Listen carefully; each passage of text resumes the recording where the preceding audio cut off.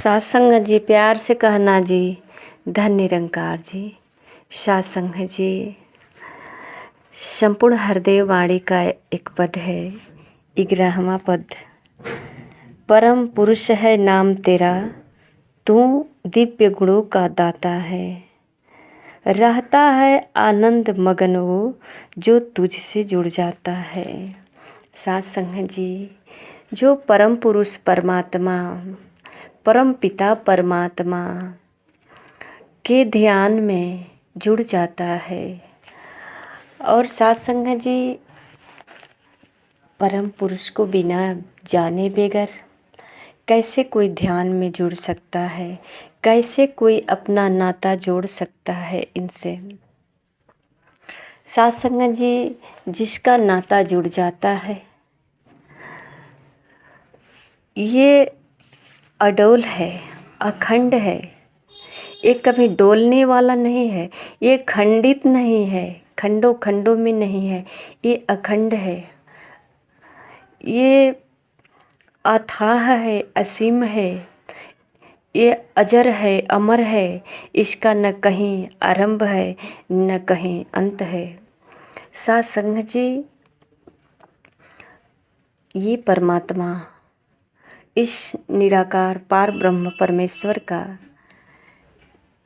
जिसको साक्षात्कार हो जाता है और जो सासंग जी इनके ध्यान में स्मरण में अपना समय व्यतीत करता है, हर सांस में जो इस पार ब्रह्म परमेश्वर परमात्मा निराकार का ध्यान करता, जो इनसे नाता जोड़ करके अपना हर एक सांस में स्मरण रखता है, सासंग जी आनंद रहता है। उसके पास किसी प्रकार के न शिकवा शिकायत होता है, न सासंग जी किसी प्रकार का जो टेंशन कहते हैं, मन पे बोझ या कोई परेशानी कुछ भी नहीं होता। सासंग जी ये पता हो जाता है कि ये परम पुरुष परमात्मा ये पूरे सृष्टि का मालिक है और सासंग जी पूरे सृष्टि को चलाता भी है। तो जैसे जिसको जिस हाल में रखता है, ये सब इनकी ही बख्शिश है, इनकी ही करामात है। कहते हैं करन करावन हार तो सब कुछ तेरे पास। सासंग जी ये करन करावन हार है। रामायण की एक चौपाई है, बिन पग चले सुने भी नुकाना, कर विध कर्म करहि भी धिनाना, आनंद रहत सकल रस भोगी, बिन बाणी बकता बड़े जोगी। परमात्मा कैसा है? सासंग जी इस चौपाई को तो बहुत बार पढ़े होंगे, पर ये बिना पाँव का चलता है, बिना कान का सुनता है, बिना हाथ का ये सारी दुनिया को जो चारा देता है, सारी दुनिया का पेट जो भरता है, जो दानी कहते हैं लोग, इसे दाता कहते हैं, दानी कहते हैं। जब इनका हाथ नहीं है तो ये फिर देते कैसे हैं, ये दानी कैसे हो गए? पर सासंग जी कर विधि करे करहि विधि नाना, ये बिना हाथ का कैसे दान करता है? सासंग जी कुछ कहते हैं कि परमात्मा का हजारों हाथ है, पर किसी ने हाथ तो देखा ही नहीं। ये तो हाथ दिखा तो किसी इंसान का ही दिखा, किसी के माध्यम से कुछ प्राप्त हुआ और किसी के माध्यम से ही कुछ खोया। तो यहाँ तो एक इंसान ही दिखा, एक मानव शरीर ही दिखा कि मानव शरीर में कुछ गया और कुछ आया। तो सासंग जी ये सतगुरु जो है परमात्मा का साक्षात्कार कराते हैं, कि ये पार ब्रह्म परमेश्वर निराकार है और सब में है। सब में है तो सबके माध्यम से सब कार्य हो रहा है। ये सृष्टि में किसी ने अपने हाथों से पौधा लगाया, पानी दिया, वहाँ सत्संग जी बीज से जब अंकुर निकला, अब हवा पानी भी सेवा किया। हवा पानी से सत्संग जी उसके यहाँ का जो वातावरण मिला, पौधा रूप में विकसित हुआ और विशाल वृक्ष में हो गया। तो सत्संग जी विशाल वृक्ष में विकसित हुआ। और ये सब किसने किया? ये सब प्रकृति का नियम है। सब में परमात्मा की शक्ति है और सब अपनी अपनी गति से चल रही है। कोई किसी को ना रोक सकता है, ना कोई किसी को चला सकता है। ये चलाने वाला चला रहा है। न तो इनका कोई हाथ देख रहा है, न कोई इनको देख रहा है। सत्संग जी ये सब में समाये हुए हैं। ऐसा सतगुरु ज्ञान के द्वारा, तत्व ज्ञान के द्वारा एहसास कराते हैं। सत्संग जी भगवान कृष्ण अर्जुन को ये कुरुक्षेत्र के मैदान में बता रहे हैं कि अर्जुन, मैं सब में हूँ। मेरा रूप निराकार विशाल एक ही साकार रूप है।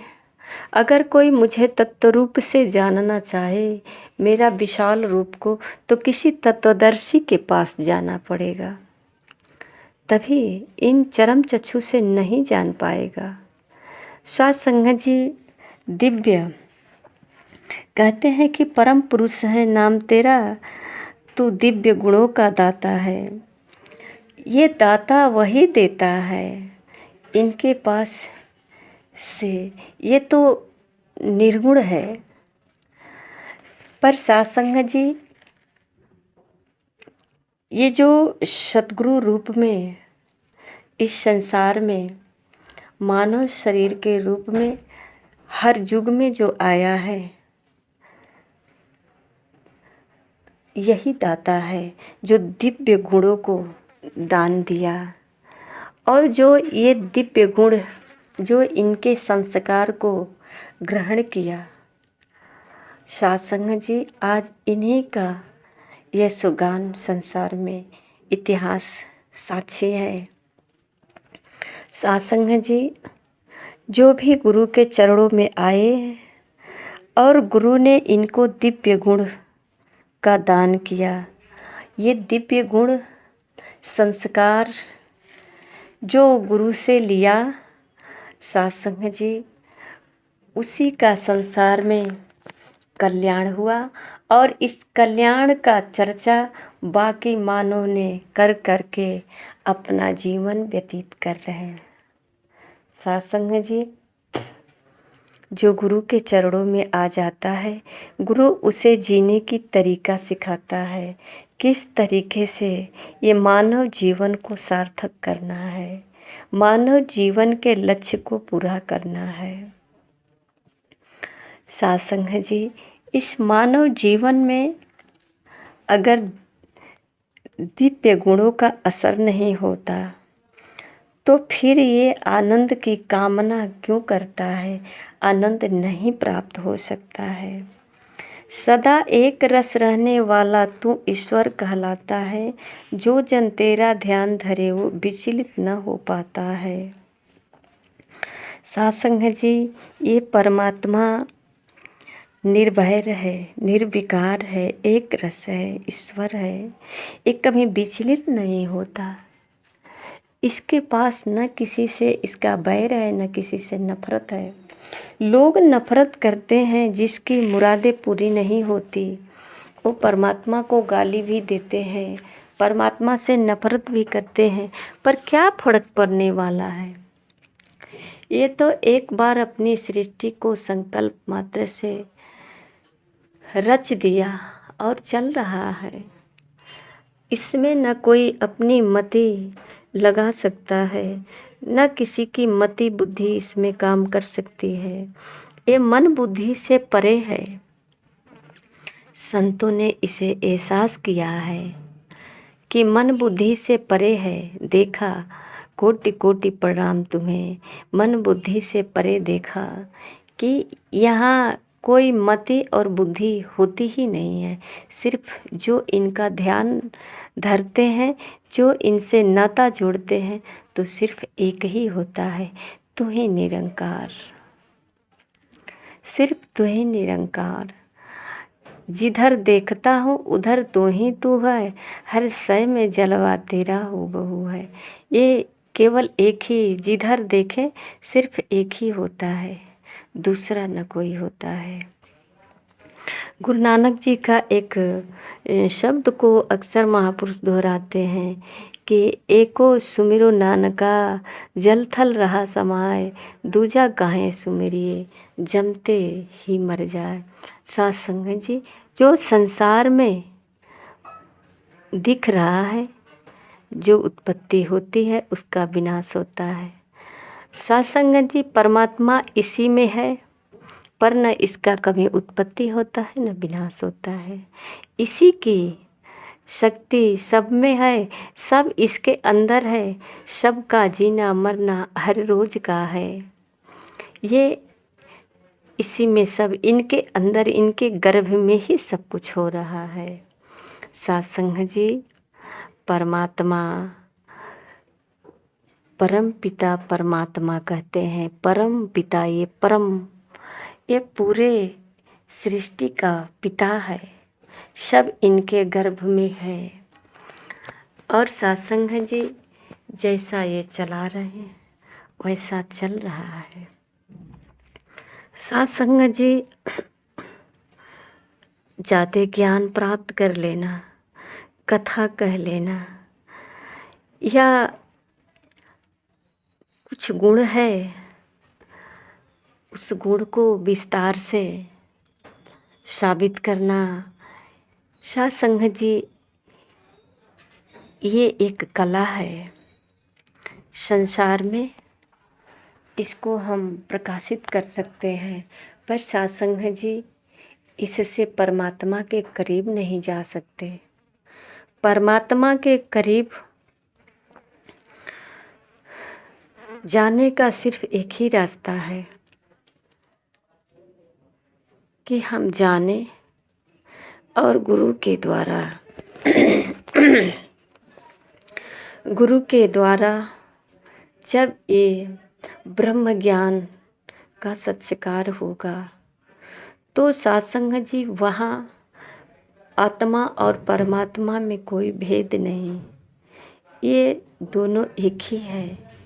अगर भेद है तो जो शरीर है, जो कुछ सोच सकता है, समझ सकता है, अपने आप को आत्मा समझ रहा है कि मैं परमात्मा से अलग आत्मा हूँ, मैं शरीर हूँ। पर सत्संग जी, ये कोई आत्मा शरीर नहीं है। ये 5 तत्वों से बना हुआ जो शरीर है, सत्संग जी, महापुरुषों ने तो अपने अनुभव से इसे भी एक भ्रम ही कहा है। हम लोगों ने तो इसे एक शरीर देखते हैं कि ये मेरा शरीर है। किसी का सेवा कर रहे हैं, सत्संग कर रहे हैं, सिमरन कर रहे हैं, किसी से शिकवा शिकायत कर रहे हैं। पर सत्संग जी, संतों ने इतना अध्ययन किया कि ये जो दिख रहा है सृष्टि, इसको एक ब्रह्म मात्र बोला कि कुछ है ही नहीं, सिर्फ जो कुछ है सब परमात्मा ही है, परमात्मा के सिवा कुछ नहीं है, ये सब परमात्मा ही है। सत्संग जी, ये अध्ययन करना और ये एहसास करना, इतना गुण अगर अंदर आ जाए तो सत्संग जी, भक्ति करने के लिए कोई अलग से नियम तौर तरीके नहीं करना पड़ेगा। स्वयं का बोध कर लेना। जैसे कि सत्संग जी महापुरुष कहते हैं कि एक सोने का हार है, वो अपने को हार समझे। अगर उसे पता चले कि मैं सोना हूँ, आज हार के रूप में हूँ तो फिर सोना हूँ, और जब इस हार रूप को मिटाया जाएगा उस वक्त भी सोना ही रहूँगा। केवल हार का जो आकार है उसको मिटाया गया है, सोना तो सोना ही रहेगा। इसी प्रकार महापुरुष ने अनुभव किया है। जो इस सच्चाई की आवाज़ को जन जन तक पहुंचा रहे हैं कि जिस तरह एक सोना और सोने का हार दो नहीं एक ही है, उसी प्रकार ये निराकार और साकार दो नहीं एक ही है। साकार एक आकार रूप है, मिटने के बाद भी ये आकार निराकार ही होगा, और बनने के बाद भी ये निराकार ही है। ऐसा ज्ञान सत्संग जी समझ अगर आ जाए तो सारे भवबंधन से मुक्त हो जाएंगे। सत्संग जी प्यार से कहना, धन निरंकार जी।